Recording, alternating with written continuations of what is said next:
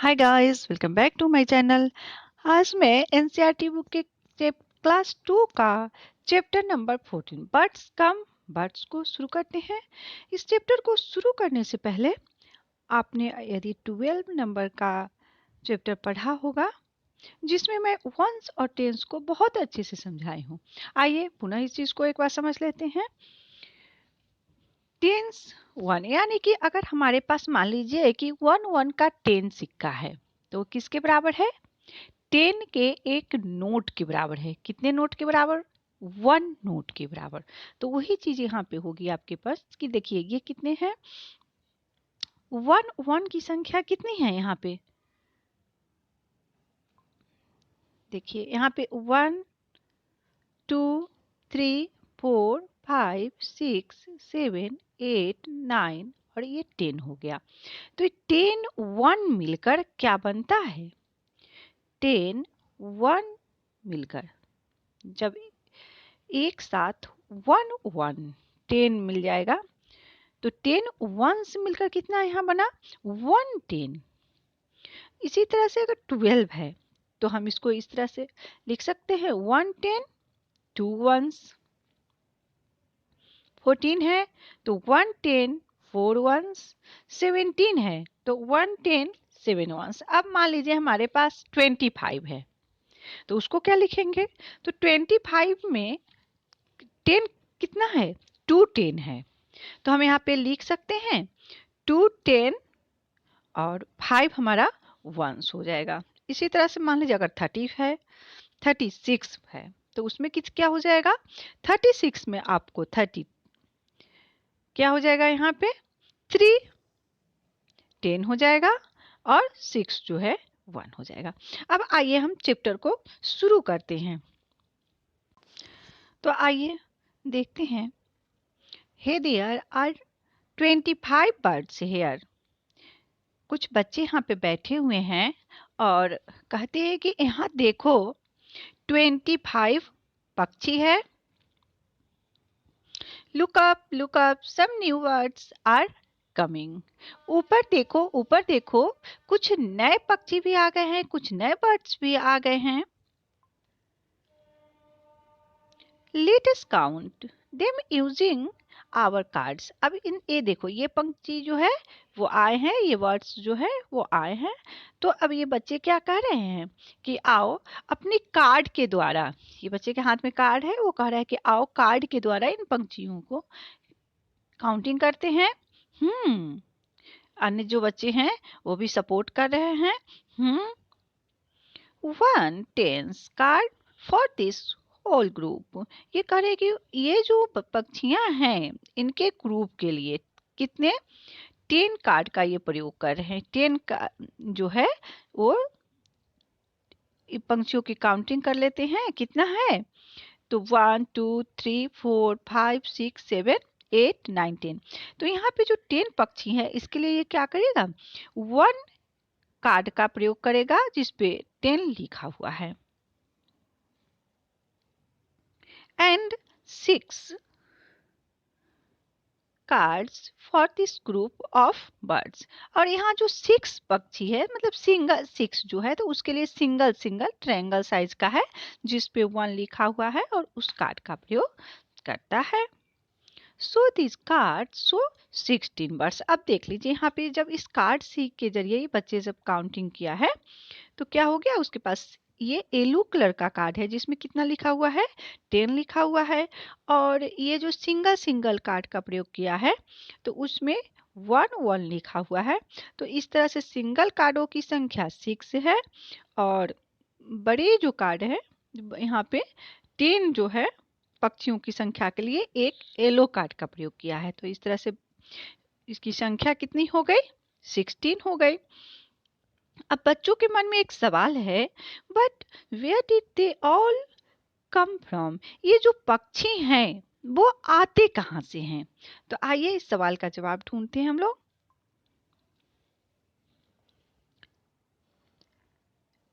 Migratory birds information in Hindi. अब आइए इन पंछियों के बारे में। इसे प्रवासी पक्षी कहा जाता है। मतलब ये जो पक्षी होते हैं ना, वो दूसरे देश से हमारे देश में आते हैं। नेम ऑफ माइग्रेटरी बर्ड्स इन हिंदी, इसको हम हिंदी में समझते हैं। प्रवास के दौरान पक्षी रेगिस्तान समुद्र को पार करते हैं। हर वर्ष कई पक्षी रूस या ठंडे प्रदेशों से भारत आते हैं। तो कहाँ से आते हैं, ये सवाल था कि but where did they all come from.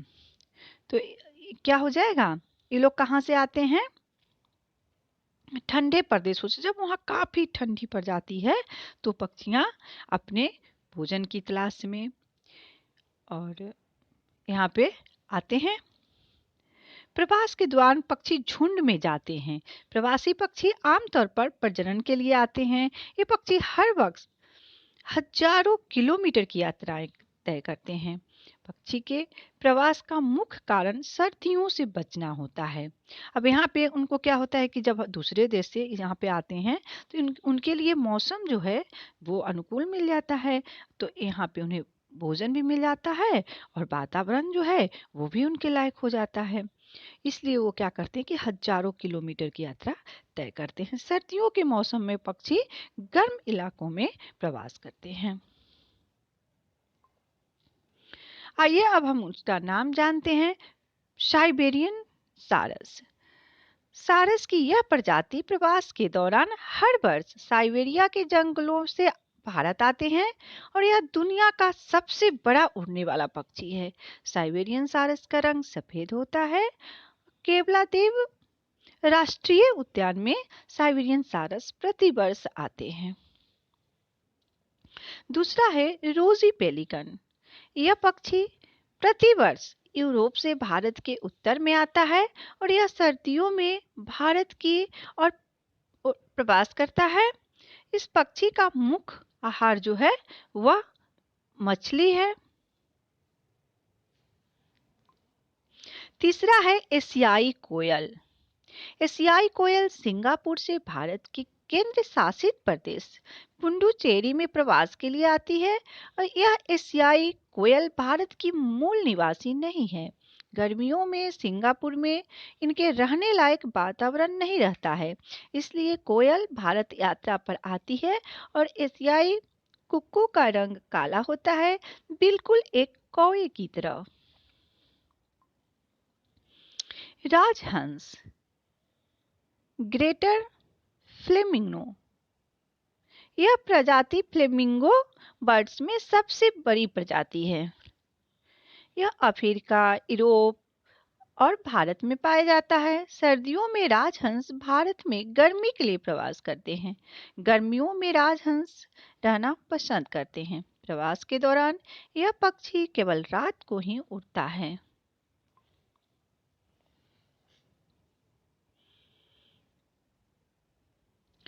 अब आइए यहाँ पे आपका क्वेश्चन है, soon 25 more birds flew in.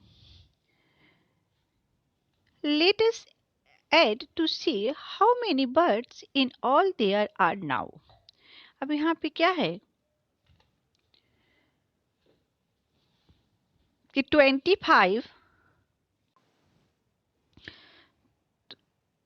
25 पक्षी जो है और आ गए। पहले हमने कार्ड में देखा था कि उसमें क्या था, 10 पक्षी थे और उसके बाद उसमें 6 और हो गए थे, तो टोटल पहले 16 पक्षी थे। अब क्या है कि उसमें 25 पक्षी जो हैं वो और आ गए हैं। तो अब कुल कितने पक्षी हैं, कितने हैं, 16 प्लस 25। तो हम इसको इस तरह से लिख सकते हैं, यहाँ 16 है और यहाँ पे 25 है। तो 16 को क्या कर सकते, 10 और यहाँ सिंगल सिंगल काट के द्वारा ये 6 कार्ड हो गया और यहाँ पे 25 है तो यहाँ पे 2 टेंस हो गया और 5 जो है वो सिंगल कार्ड हो गया।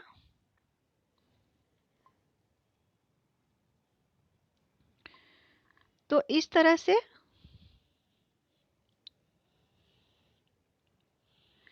ये देखिए 6 और 5. Putting all the 1s together, we get 11s of those. 10s make 1 tens. And we are left with me once. अब ये क्या करें कि यहाँ पे तो 6 है और यहाँ 5 है, तो 6 और 5 मिलकर कितने बने हैं? 11 हो गए। तो 11 को यहाँ पुट कर दिया और कितने बचे? 1 बच गए। तो इस तरह से यहाँ पे हमने क्या किया, याद रखने के लिए क्या किया, एक छोटा सा 1 लिख दिया है, तो जिससे ये जो कैरी हुआ 11, तो यहाँ पे देखिए 11 में से क्या किया, 1 यहाँ लिख दिया और 1 जो है वहाँ लिखा है ताकि हमें याद रहे। अब नेक्स्ट क्या है, now putting together all the tens we get 4 tense.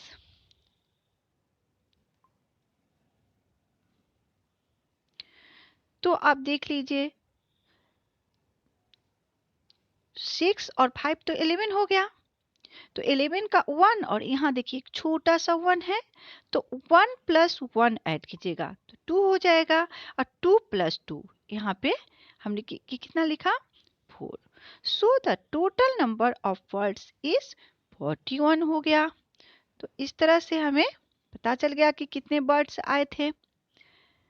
How many crane and स्वान। अब यहाँ पे क्रेन और स्वान की संख्या को देखते हैं। There are 31 cranes and 39 swans हैं। यहाँ पे कितने हैं, 31 और 39।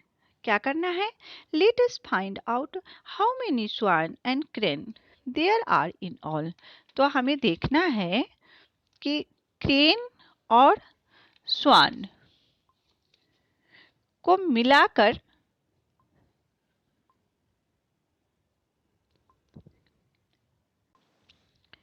गिनेंगे। तो आइए गिनते हैं। यहाँ क्या है, in the same way we will add the number of swans and cranes। तो यह देखिए इस तरह से नंबर ऑफ, पहले हमने क्या किया, स्वान को लिखा, उसके बाद नंबर ऑफ क्रेन्स को लिखा है। तो कितना है, 39 है, यानी कि 30 प्लस 9 तो 30 है। तो कितने टेंस हो जाएंगे, 3 टेंस हो गए। और यहाँ पे 9 क्या हो गया, सिंगल हो गए। तो ये सिंगल 1 कार्ड का प्रयोग किया है। इस तरह से नंबर ऑफ क्रेन्स के लिए 31 है, तो 3 क्या हो गया, टेंस हो गया, और 1 जो है वंस हो गया। तो जब यहाँ हम 9 और 10 को ऐड करेंगे, also try adding without writing. हमें यहाँ क्या करना है, विदाउट राइटिंग यानी बिना लिखे इसको ऐड कैसे करेंगे। 9 प्लस 1 क्या हो जाएगा, 9 प्लस 1 10 हो गया। तो 10 का हम यहाँ क्या लिखेंगे, 0 लिखेंगे। और यहाँ पे कितना है, 3 प्लस 3 6। देखिए यहाँ 3 टेंस है और 3 टेंस है, तो 6 टेंस प्लस 1 कैरी, चूंकि यहाँ पे कितना हो रहा है, टेंस हो रहा है, तो टेंस एक कार्ड जो है यहाँ पे हमारी ये और जुट जाएगी। तो यहाँ पे कितने कार्डों की संख्या कितनी हो जाएगी, यहाँ पे कार्डों की संख्या हो जाएगी 7। तो इस तरह से also trying without writing the total number of swan and cranes is, यहाँ हो जाएगा आपका 17।